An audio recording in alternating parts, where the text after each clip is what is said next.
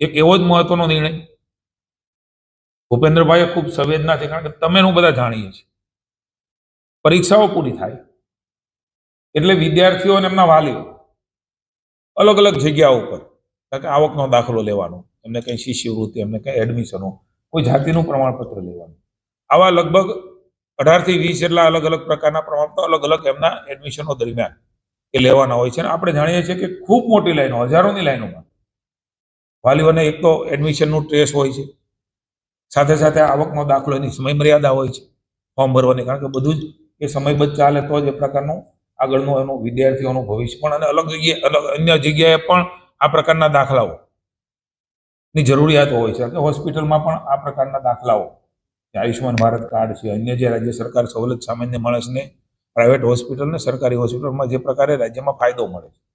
એમાં એને અડચણ ન પડે એમના માટે મહત્વાકાંક્ષી નિર્ણય. લગભગ મારો અંદાજ છે ત્યાં સુધી 70 થી 80 લાખ વિદ્યાર્થીઓ, એટલે કે પરિવાર ગણાય,